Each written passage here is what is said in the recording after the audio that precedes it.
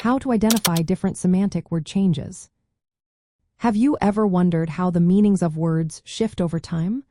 Understanding semantic word changes can be fascinating and enlightening. Let's break down how to identify these changes in a simple way. Semantic word changes occur when a word's meaning evolves. To spot these changes, it helps to know the main types of semantic change. The first type is narrowing. This happens when a word's meaning becomes more specific. For example, the word meat once referred to any kind of food.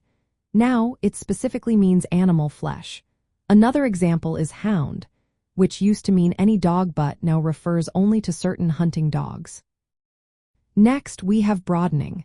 This is when a word's meaning becomes more general. Take holiday, for instance. It originally meant a religious festival but now can refer to any day of leisure or vacation.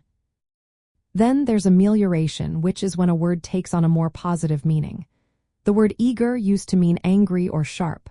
Now it means enthusiastic or keen. On the flip side, we have pejoration. This is when a word adopts a more negative meaning. For example, silly once meant happy or fortunate, but now it means foolish. Another interesting change is semantic reclamation. This occurs when a group takes a word with a negative meaning and gives it a positive or neutral meaning. This is often done to reduce stigma. Semantic changes can also happen through metaphor. This is when a word gains a new meaning based on similarity. For instance, mouse shifted from meaning a rodent to a computer device due to shape similarity. Metonymy is another way meanings change. This occurs when a word's meaning changes based on association. For example, horn can mean an animal's horn or a musical instrument made from it. There's also synecdoche, where a part represents the whole.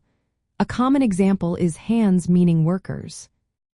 Words often go through stages where both old and new meanings exist. This makes them polysemous, meaning they have multiple meanings. Over time, one meaning may dominate or replace others. To identify these changes in practice, look at the historical usage of the word. Check how its meaning has shifted. Compare the original and current meanings to see if the change is narrowing, broadening, amelioration, or pejoration. Consider the context in which the word is used, as social and cultural factors often influence these shifts. Also, examine if the word's meaning has shifted metaphorically or metonymically by looking at the relationship between old and new meanings.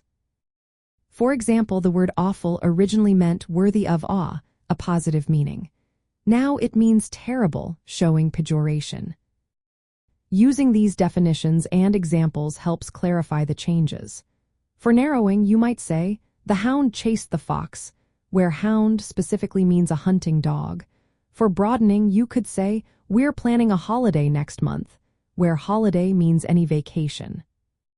For amelioration, you could say, she is eager to start her new job, showing a positive meaning. For pejoration, you might say, that was a silly mistake, showing a negative meaning. Understanding these types of semantic change helps trace the evolution of words and enriches your knowledge of language origins and usage.